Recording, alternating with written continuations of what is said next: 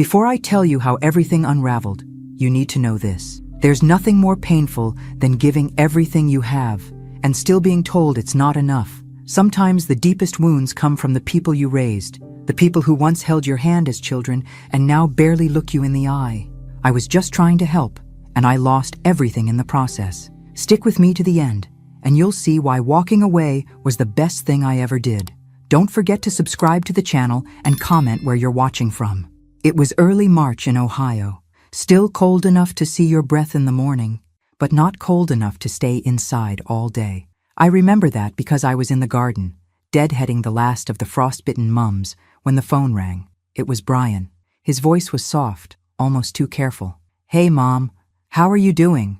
I hadn't heard from him in over 3 weeks.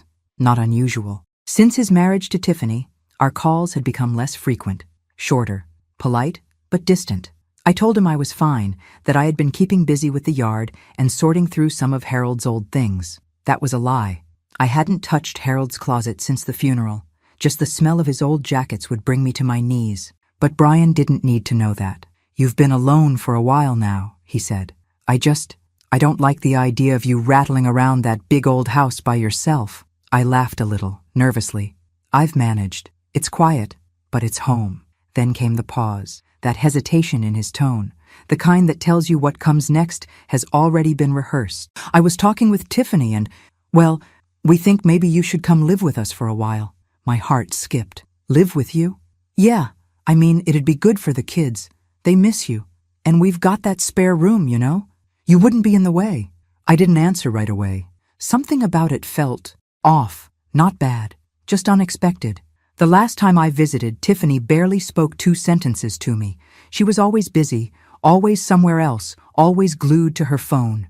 And Brian, he looked tired even back then, thinner than usual, eyes sunken like he hadn't slept in days. But the idea of being closer to my grandchildren stirred something in me. Maybe I was being silly.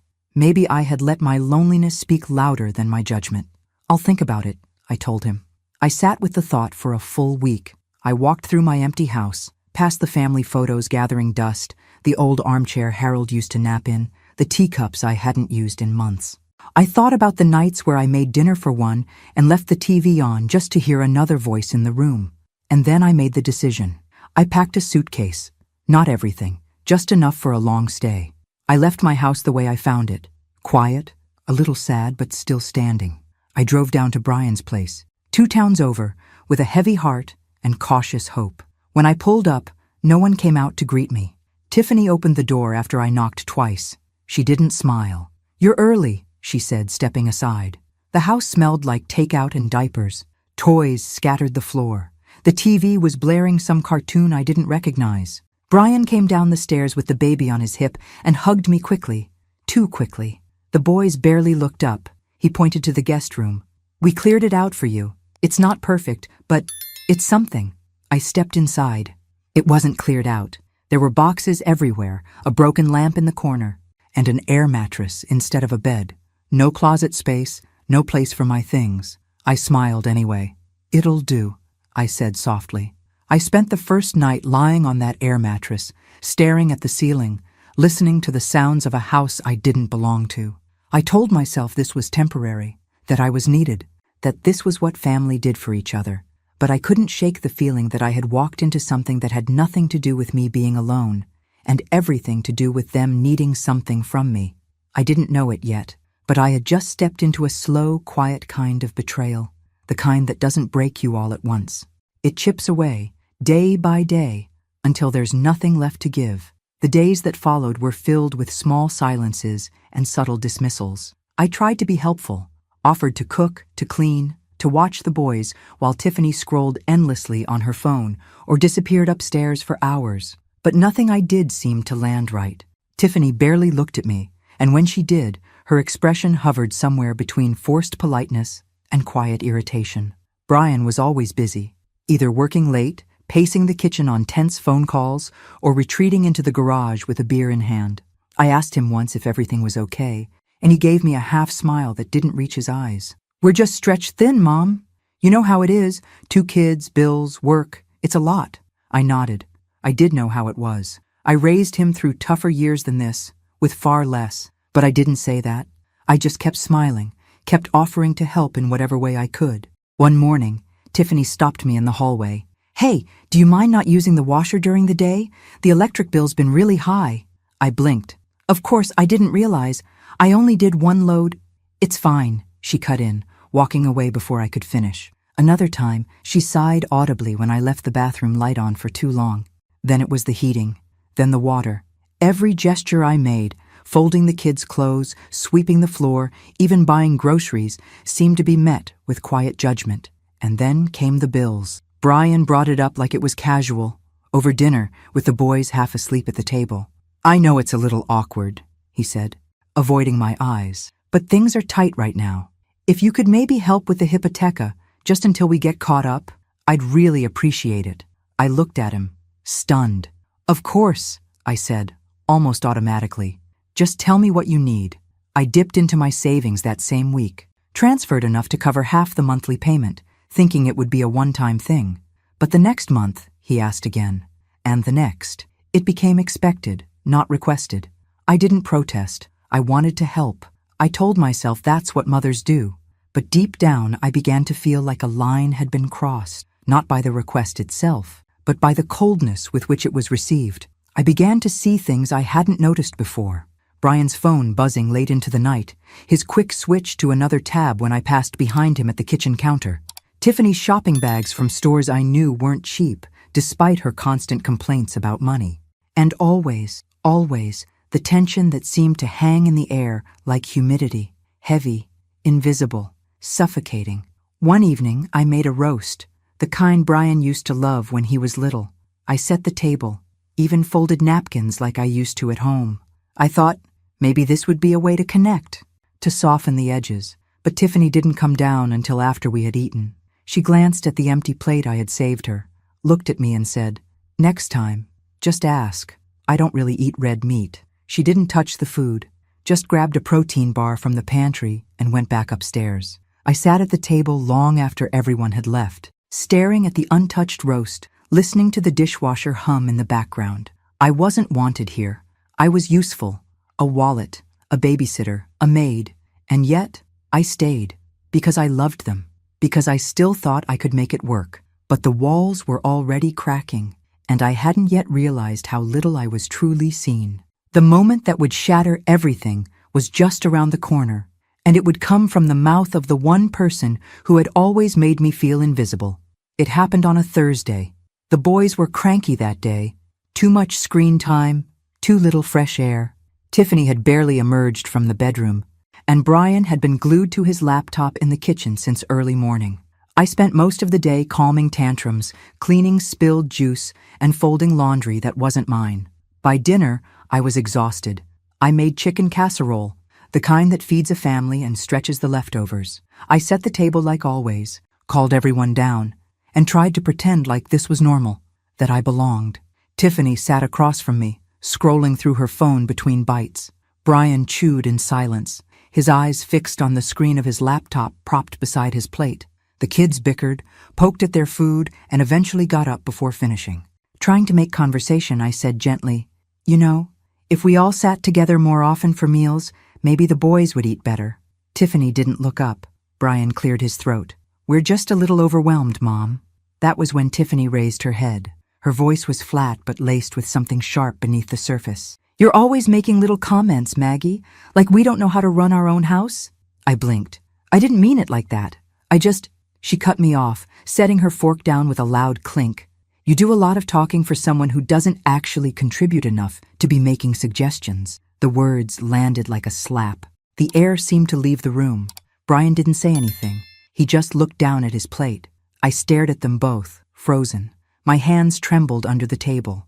I opened my mouth to respond, but nothing came out, because in that moment, I realized something I had been denying for weeks. I wasn't part of this family. I was a burden dressed up as a helper, a placeholder until they could breathe again, someone to use, not someone to honor. I got up without finishing my meal, took my plate to the sink, rinsed it in silence. My heart thudded in my chest as I walked down the hallway into the makeshift room they had cleared for me. I sat on the edge of the air mattress and stared at the floor for a long time. That night, I didn't sleep. I thought of all the years I held Brian through storms of emotion, of the nights I went hungry to feed him, of the sacrifices I made without ever being asked. And now I was not contributing enough. After paying half their hypotheca, cooking their meals, cleaning their house, loving their children, I still wasn't enough. By morning, something inside me had shifted. The silence at breakfast was thick. Tiffany avoided my eyes. Brian acted like nothing had happened. I didn't speak. I couldn't, not without crying, and I wouldn't give them that. So I went back to the guest room, zipped up my suitcase, and began folding the few clothes I had taken from my real home, the one I should have never left. Then I saw it, outside the bedroom door, propped against the hallway wall, my suitcase, already packed, already waiting, as if they knew, as if this had been decided for me the moment Tiffany spoke those words. A part of me cracked, but another part, the deeper part, hardened. I was done. They didn't know it yet, but they were about to lose more than just their housekeeper, their unpaid nanny, their emergency fund. They were about to lose the one person who would have done anything to protect them. And I would make sure they felt every inch of that loss. I didn't say goodbye. I wanted to the boys at least, but I couldn't bring myself to wake them. They were innocent in all of this. They didn't choose to treat me like I was disposable. But I knew if I saw their sleepy eyes and little hands reaching for one more hug, I wouldn't be able to leave. So I didn't. I left a note on the kitchen counter. Just one line, written in the neat cursive I learned in Catholic school. Thank you for having me. I carried my suitcase out the front door just after sunrise. No one noticed. No one stopped me. Brian didn't come down the stairs. Tiffany didn't peek from the bedroom. The silence of that house confirmed everything I already knew. As I drove away, the road ahead blurred through tears I tried not to shed, not because I regretted leaving, but because I regretted ever thinking I belonged. I pulled into my own driveway just past 8. The house stood like a forgotten promise, a little sagging, a little dusty, but still mine, still waiting for me. I opened the front door and was hit with the smell of old air and time, the kind of silence that echoed. I walked room to room, touching the furniture like it might disappear under my fingers. My wedding photo with Harold was still on the fireplace mantel. Our bed was still made, the last sheets he slept on still neatly folded. My slippers were exactly where I'd left them, and suddenly I felt foolish for leaving it, for thinking I could find comfort anywhere else. Before unpacking, I sat at the kitchen table and opened my banking app. I scrolled to the automatic transfers, the ones I'd set up to cover part of Brian and Tiffany's hypotheca. I stared at them, heart pounding.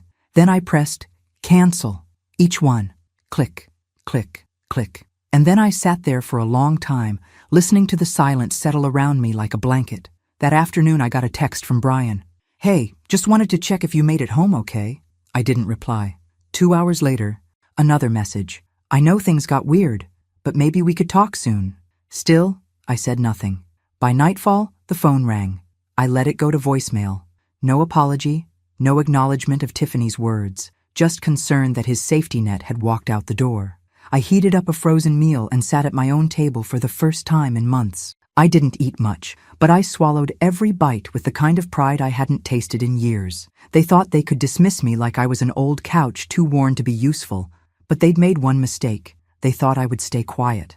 They had no idea what losing me would cost them, and I was only beginning to realize the value they'd overlooked. The next time I heard from them, it wouldn't be a casual check-in. It would be a desperate cry for help. The first week back home felt like waking up from a long, aching dream. I cleaned every room, top to bottom, not because it needed it, but because I needed it. I needed to reclaim the space, to remind myself that I existed outside of their expectations, that I had a life before I became their solution. But even with the windows open and the sun warming the hardwood floors, the silence was heavy. I missed the boys, their laughter, their tiny hands tugging at my sleeve. I missed their messy questions and unexpected hugs. I didn't miss Tiffany's glares or Brian's passivity, but the kids, that hurt. A few days later, I bought them a gift. I know what you're thinking. They didn't deserve it. Maybe not, but the boys did. They had no idea what their parents had done, no idea what had been said behind closed doors or what it felt like to be discarded by your own son. So I ordered 2 new iPads, preloaded them with educational games and drawing apps, and added a soft leather case to each, navy blue for Jake, forest green for Liam. I wrapped them carefully, wrote a handwritten note, and paid extra for overnight delivery. The note said, "Even when I'm far away, I'm always right here. Love." Grandma! No response came from Brian. No text, no thank you. Nothing from Tiffany, of course, but I knew they received the packages. I had tracking confirmation. A week later, I saw the boys on Tiffany's Instagram story. They were playing on the iPads, grinning ear to ear.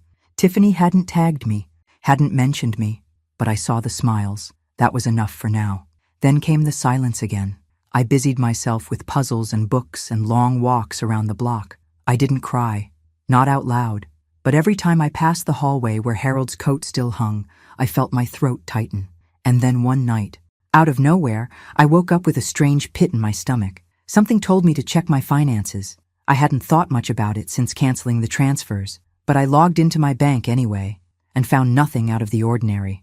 What did catch my eye, though, was an email alert from 2 months prior. One I hadn't opened in the chaos of moving. It was from my bank. A notification of a large withdrawal Brian had made, money that hadn't gone to the hypotheca. My heart raced.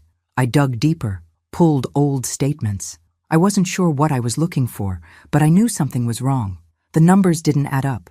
There were repeated charges for a company I didn't recognize, something with a vague name. I Googled it. It was a gambling site. I stared at the screen, stunned. Over a dozen charges, spread out over weeks, hundreds of dollars each time, sometimes days apart, all while I was under their roof, all while he was telling me how tight things were, while he let his wife belittle me, while I paid his bills. It hit me like a punch to the gut. He didn't just use me, he lied to me, not just by omission, but with full knowledge that he was funneling my money into a hole he couldn't crawl out of. And worse, he didn't even ask for help. He hid it, buried it under fake politeness and long silences. That night, I sat in the living room, lights off, the blue glow of the computer screen casting shadows on the walls. I thought of every time I believed I was helping him, supporting him, saving him, and realized he was letting me drown myself to keep his head above water. I didn't cry, I didn't scream, I just sat there. And for the first time in my life, I felt something I had never felt toward my own child. Resentment, not the sharp kind, but the slow, acidic kind that eats at your ribs. The kind that comes from knowing your love was weaponized. And I knew in that moment, nothing would ever be the same between us again. The next morning, I woke up changed. I didn't feel like myself, not the version of me that used to excuse, to soften, to look the other way. I felt sharper, colder, like something inside had finally snapped back into alignment after years of being dislocated. I didn't text Brian. I didn't confront him. What was the point? He'd just deny it, minimize it, blame stress or Tiffany or life. I knew how that dance went. I'd watched Harold do it with his own secrets more times than I care to count. But this wasn't about Harold. This was about me. I opened a new savings account that day. One Brian couldn't touch, transferred everything I had left, closed the old one, canceled the card I'd once handed to him just in case, deleted every automatic payment that had his name attached to it. Then I changed the locks on my front door. It was dramatic. I knew that, but it felt right, like a ritual, sealing the space between the woman I used to be and the woman I was becoming. The calls started a week later. First, it was just Brian, casual check-ins, just wanted to say hi. Miss the boys? But I heard the edge in his voice, the tension. He wasn't just calling to chat. Then the questions came. Hey, did the bank call you? Something weird happened with my account. I think there's been a mistake with the hypotheca. Did you maybe forget to... I didn't answer. Let every call go to voicemail. The texts started stacking up like unpaid bills. Tiffany says you changed your number? Are you okay? You've been acting strange. Can we just talk? Please. No, we couldn't. I watched from a distance as the cracks in their perfect little house deepened. Tiffany started posting fewer photos. When she did, her smile looked tired, forced. The kids' clothes looked older, the backgrounds more cluttered. The tone changed. I could tell. The money was drying up. Then came the real sign, the one that hit me like a vindication I didn't even know I wanted. A letter from the bank, addressed to me by mistake, or maybe on purpose, since I'd once co-signed something I barely understood. Pre-foreclosure notice. I stared at the word delinquent like it was written in fire. That same night, Brian called again. I didn't answer. He texted instead. I know you're upset, but Mom, we need help, just this once. Please. No apology, no acknowledgement of the gambling, the lies, the betrayal, just desperation. And I'll admit it, a part of me ached to fix it, to make everything right, to be the mother who swoops in, who saves the day, who earns back her worth through sacrifice. But that part of me was dying, starved by years of one-sided giving. Instead, I sat down and wrote a letter, not to Brian, not to Tiffany, to myself. I listed everything I'd given, every bill I'd paid, every favor, every ride, every meal, every sacrifice. Then, beneath it, I wrote, and still, it wasn't enough. That sentence stared back at me like a verdict. It was the truth, and finally, I was done trying to rewrite it. They were about to learn what life looked like without me, and I was about to learn what life looked like when I chose me first. I disappeared. Not physically. I was still in my home, still walking the same streets, still buying my groceries at the same corner store. But emotionally, digitally, spiritually, I vanished. I shut down Facebook, blocked Brian's number, changed my email, turned off notifications for everything. I needed silence, not the heavy, painful kind I'd lived with since Harold died, but a new kind, clean silence, the kind that makes space for something better. I started small, a walk every morning, just 20 minutes through my neighborhood, past the same mailboxes and barking dogs and hedges I'd seen 1,000 times before. But now, with different eyes, the air felt colder, crisper, like it had more truth in it, like it could cut through denial. Then I signed up for therapy. Not because I was broken, though maybe I was, but because I needed someone to talk to who wouldn't try to manipulate me, guilt me, or demand anything from me. I cried through the first 3 sessions. I hadn't cried in front of another human being in years. I told her everything. About Harold's quiet selfishness, about Brian's distance, about Tiffany's disdain, about the time I overheard Tiffany mocking my clothes to a friend on speakerphone, about the meals they didn't thank me for, about the way Brian used to call me Mama when he needed something, and Ma when he didn't want to talk, about how I'd paid for his childhood, his college, his first car, his wedding suit, and now his hypotheca, unknowingly fueling his addiction while being told I wasn't enough. My therapist didn't say much, but she looked at me, really looked, and somehow, that was everything. I pulled my old sewing machine out of the attic next. I hadn't touched it since before Harold got sick, back when I used to make costumes for school plays, Halloween outfits for Brian, pillows for the church bazaar. I dusted it off, oiled the joints, and started stitching again. At first, it was just mending. Old towels, worn shirts. But soon, I was making tote bags, aprons, custom baby blankets. I set up an online store. Nothing big, nothing flashy, just mine. And people bought them. Strangers sent me thank you messages, asked for more, paid full price, told me my stitching reminded them of their own grandmothers. For the first time in years, I was valued, not as a mother, not as a helper, not as a wallet, but as me. One afternoon, I opened a new journal. The pages were crisp, untouched. I wrote across the first line in thick, black ink. I am not a burden. I am not invisible. I am not disposable. And beneath that, I am a woman who deserves peace. It became my mantra. I didn't tell anyone what I was doing. I didn't need to, because slowly, I was becoming someone I hadn't been in a very long time. Not just someone who survived, but someone who thrived. And meanwhile, the world I'd left behind was starting to crack. I didn't hear from Brian for over 3 weeks. Not a word, no texts, no calls, no last-ditch apologies. The silence was strange at first, eerie even, but not painful, just quiet, like the ringing in your ears after a fire alarm stops. You don't notice how loud it was until it's gone. But then, slowly, signs of their unraveling began to surface, subtle, like smoke seeping under a closed door. Tiffany's Instagram changed. She used to post curated photos of the boys in matching outfits, latte art, new home decor, all bright filters and toothy smiles. Suddenly there were fewer pictures, the captions got shorter, the smiles disappeared, and then, nothing. I checked once a week just to see. Call it curiosity, call it concern. I told myself it wasn't spite. I just needed to know how far the echo of my absence had carried. One afternoon, While scrolling through the local neighborhood app, I saw a listing. Gently used sectional sofa. Must pick up. Urgent. It was their couch. I recognized the throw pillows. A week later, brand name handbags for sale. DM for details. Then came the car. Tiffany's SUV, the one she refused to let anyone else drive, was gone from the driveway in the background of a photo someone else had posted. In its place, a dented old sedan. Their image was fading, the polish stripped away. The next time I went into town, I saw Brian at the grocery store, alone. He didn't see me, or maybe he pretended not to. He was wearing the same hoodie I'd sewn a patch onto 3 winters ago. His cart had generic cereal, frozen pizza, baby wipes, no steaks, no wine, no organic anything. He looked tired, pale, hollow. I watched him from behind a display of canned soup, and for one fragile second, something in me wanted to walk up to him, say hello, ask how the boys were, offer to help. But then I remembered Tiffany's voice, crisp and cutting.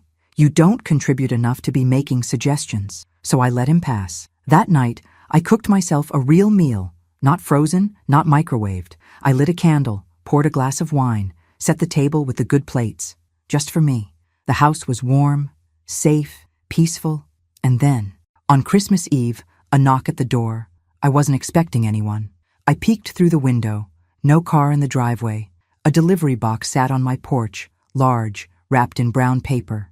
Inside were 2 smaller packages, one addressed to Grandma, the other to Mimi, the nickname Liam had started calling me when he was still learning to speak. My breath caught. Inside, the same iPads I had sent them weeks ago, carefully wrapped again. But now they had been decorated. Stickers, glitter. One of them had a note written in big childish handwriting. We miss you. Merry Christmas. Come back soon. I sat on the floor and wept, not for Brian, not for Tiffany, for the children, for what they were caught in, for what they didn't understand. I wanted to run to them, hold them, tell them none of this was their fault. But instead, I walked to the hallway closet, pulled out 2 new jackets I had bought on clearance and never mailed, and began to pack another box. I filled it with love disguised as essentials, gloves, books, warm socks, small toys, and another note. A grandma's love doesn't need permission. It's always yours. I dropped it at the post office the next morning. No return address, no expectation, just love with boundaries. Because they had to learn. I wouldn't disappear, but I also wouldn't be their foundation anymore. They would have to rebuild it themselves. Christmas came and went in a way I hadn't experienced in years. Quiet, still, mine. I decorated the tree alone, hung Harold's favorite ornament near the top, and lit a single candle by his photo on the mantel. I didn't cook a feast, just baked my mother's cinnamon bread, the one she used to make on snowy mornings, and let the scent fill the house. There was no shouting, no chaos, no scrambling to impress guests who didn't care. There was only peace, but even peace has its shadows. I missed the boys, missed the sound of their laughter bouncing off the walls, the way Jake would curl into me on the couch like a cat, the way Liam would try to say words too big for his mouth. I wondered what kind of Christmas they were having. The answer came a few days later, wrapped in Instagram silence and one text from Brian. Hope you had a good holiday, Mom. No, we missed you. No, the boys asked about you. Just that one cold sentence. But I already knew what kind of holiday they'd had. You could see it in the absences. No Christmas photos, no matching pajamas, no decorated tree. And then I saw it, a local classifieds post on the day after Christmas. Urgent, looking for part-time babysitting. Flexible hours, must be reliable. Background check required. The poster was Tiffany. My heart squeezed and swelled at the same time. They needed help, not a handout, not anymore. They needed support, structure, stability, things I had once provided like clockwork, like breath, without ever being thanked for. I could have called, I could have reached out, but I didn't. Instead, I did something else. I sent another package to the boys, this one carefully thought out. Inside, warm winter coats, handmade scarves, new books, and small wooden toys, but also something extra. 2 framed photos, one of me with Jake, another with Liam, taken the last time we had made cookies together. The smiles were real in those, the joy was whole, and then one final envelope, addressed to Brian and Tiffany. Inside, a card. On the front, a watercolor painting of a tree losing its leaves. On the inside, handwritten in pen, Love isn't alone, respect isn't optional, and help isn't forever. No signature, no threats, just the truth. Days passed, then a week. Then, one afternoon, my doorbell rang. I opened it to find a box on my porch. No return label. Inside, wrapped in brown paper and Scotch tape, the 2 photo frames. Returned. But the coats and books were gone. And on the back of the card I had sent, a new line had been added in Brian's handwriting. "We understand. We'll figure it out." I stood there for a long time, holding the card, heart thudding. He was starting to get it. Not fully. Not yet. But the cracks were turning into reflection. The next step would be painful. For him, for her, for the boys. But I wouldn't interfere. Sometimes love means stepping back far enough for them to fall, so they finally learn how to stand. The call came on a Tuesday evening. I was folding laundry, the humdrum kind of chore that fills silence without drawing attention to itself. My phone buzzed across the counter. I almost didn't answer, but something in me said to. Brian's voice was hoarse, like he hadn't slept. "Mom," he said, "please, I need to see you." There was no bitterness in his tone, no guilt-tripping, just something I hadn't heard in years. Honesty. I didn't say yes. I didn't say no. I just told him I'd be home the next day if he wanted to stop by. At p.m., I heard the sound of tires on my gravel drive. I peeked out the window and saw his car. Not the old SUV, but a compact sedan that looked borrowed or bought cheap. He walked up the steps slowly, like his body was heavier than it used to be. When I opened the door, I barely recognized him. He'd lost weight. His eyes were sunken, his cheeks pale. The confident slouch he always wore, the one he picked up sometime after marrying Tiffany, was gone. In its place was something raw, stripped. "Can I come in?" he asked. I hesitated, just for a second, then stepped aside. He sat on the edge of the couch like it might reject him, held his hands in his lap, wringing them. "I messed up," he said. "You don't need to say it. I already know." I stayed silent. He looked around my house like he was seeing it for the first time. The worn armchair, the stack of books on the coffee table, the candle still burning on the mantel.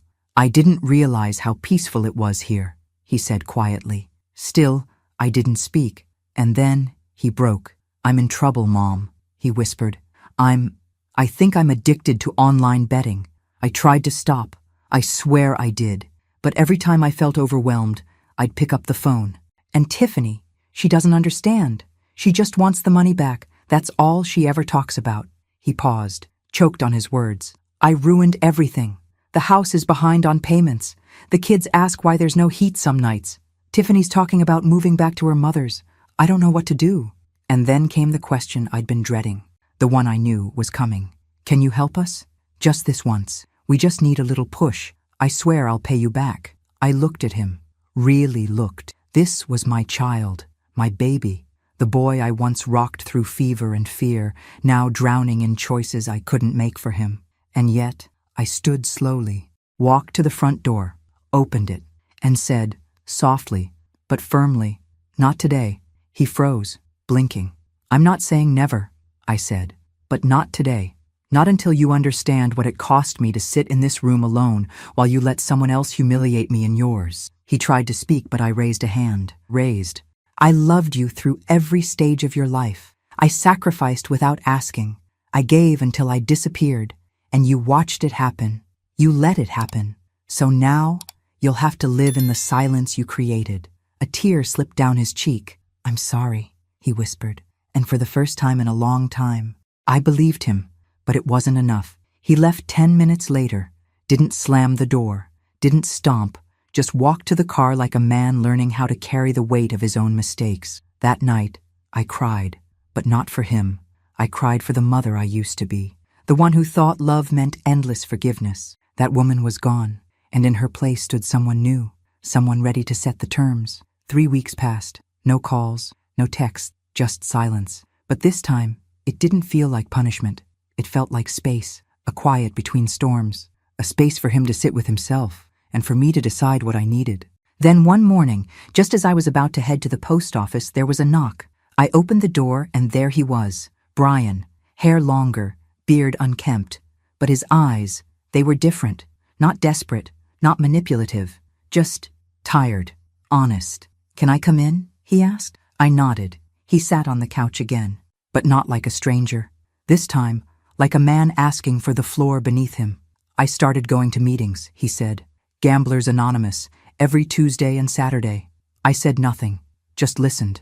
I sold the SUV, canceled the credit cards, got a job doing deliveries at night. It's not much, but it's something. I'm trying, Mom. I really am. I waited. I knew there was more. I'm scared, he said. We're behind 2 months on the hypotheca. Tiffany, she's angry all the time. The boys hear everything. I don't want to lose them. He looked up at me raw. I need help, but this time I'm not just asking for money. I need structure. I need you to teach me how to be responsible, how to stop depending on everyone else. I swallowed hard. This was the moment, the crossroads. I stood, went into the kitchen, and returned with a folder. Inside, a payment agreement, a budget plan, a printed list of rehab clinics, and a separation checklist. He opened it slowly. His eyes widened. What's this? My terms, I said. I'll pay the past due amount on the hypotheca, just enough to keep the house from being taken. One time.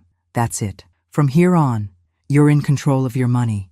I'll help guide you if you show up. But if you miss one therapy session, one group meeting, if I catch one charge on your account from a betting site, I won't, he cut in. I didn't flinch.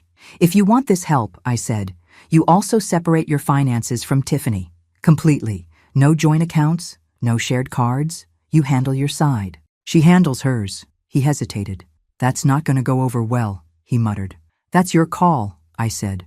But if you stay tangled in her chaos, I'm out. His eyes darted back to the folder, the agreement, the checklist. His hands trembled. And then he nodded. Okay. And just like that, I saw something shift. Not forgiveness, not resolution, but accountability. We shook hands. He signed the papers. We set weekly check-ins. My rules, my timing. And then he stood to leave. At the door, he turned to me. I never realized how much I leaned on you until you stepped away. I smiled faintly. That's the thing about leaning, I said. It works until the person holding you up finally steps aside. He left in silence. I locked the door behind him, and for the first time in years, I felt like I'd won something, not by saving someone else, but by saving myself. One chapter left, and they still had one final lesson to learn. The weeks that followed were quieter than I expected. Not peaceful, not yet, but quieter. The air was still thick with tension, but there was a sense of anticipation, the kind you feel right before a storm breaks. You can sense the pressure, the weight of something big about to change. Brian kept his word mostly. He showed up for meetings. He stuck to his budget plan. Slowly, painstakingly, he started to untangle himself from the mess he'd made. But it wasn't perfect.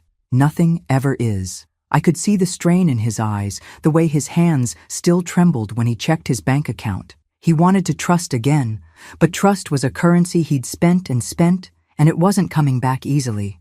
Tiffany, on the other hand, was not the same woman. She still posted her perfect pictures on social media, but the cracks were there. I could see it in her eyes when she came to drop off the boys. The tension between them was palpable. Every little thing set her off. The way he folded the laundry wrong, the way he left his shoes in the hallway. She would snap at him, then retreat to her phone like she could block him out. But the most telling moment came when Brian finally told her about his decision to separate their finances. He didn't do it in a dramatic way like you see in movies. No shouting, no fights, just a quiet, tired conversation at the kitchen table. I can't do this anymore, Tiff, he said, voice thick with something I couldn't quite place. I can't keep depending on you to solve everything. I have to do it myself. For me, for the kids. She didn't say anything for a long time. Then, finally, she spoke in a tone I'd never heard her use before. It wasn't harsh or cruel. It was small. You're right, she said softly. I've been waiting for you to fix it all. I thought we could just keep going, but I don't know if I can do it anymore either. They didn't get a divorce then. But there was something in the way he looked at her, not with resentment, but with acceptance. He had done what I had asked. He had made the choice to stand on his own feet, and it was hard, but it was happening, slowly. And I didn't offer my help. I didn't offer a shoulder. I didn't step in. I let them figure it out. A week later, I received a call from Brian.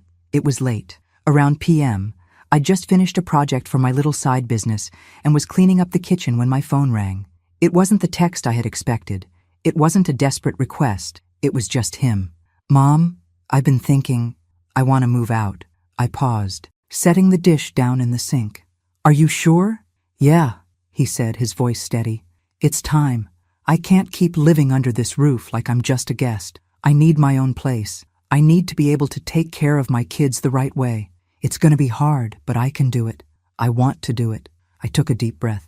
"You're right," I said, my voice tight but calm. "You can do it. I know you can." I didn't tell him what I was thinking, that this was the moment.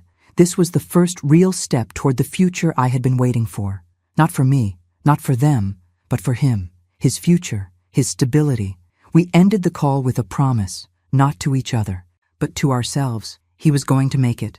A few days later, I saw him again. He was standing by his car outside a small duplex. He looked different, not just physically, though he'd gained weight and had cleaned up a little, but something else had changed. There was a quiet strength in him. He had done what I never thought he could. He didn't ask for help this time. Instead, he held out the keys to his new place, not in a boastful way, not like a man who had won, but like a man who had earned it. "Mom," he said, his voice steady and clear, "I did it. I paid for this place with my own money, and I'll pay the bills. I'll be a father, a husband, and a son. I'll do it my way. No more excuses." I nodded. "I'm proud of you," I said, my voice breaking, though I wasn't sure why. "I wouldn't have done it without you," he admitted, his voice thick with gratitude. "But you didn't just give me the money. You gave me the space to find myself again." And that was enough. I hugged him tightly. The warmth of it didn't come from pity or regret. It came from a place of understanding. We had both fought this battle for so long, side by side, but never really together. Now, we were both standing on our own 2 feet, and I realized in that moment that I didn't need to save him anymore. He had saved himself. I watched him drive away, the car disappearing down the street, and I felt something I hadn't felt in years. Freedom. Not just for me, but for him, for all of us. And for the first time in years, I felt truly at peace. Thanks for listening. Don't forget to subscribe and feel free to share your story in the comments. Your voice matters.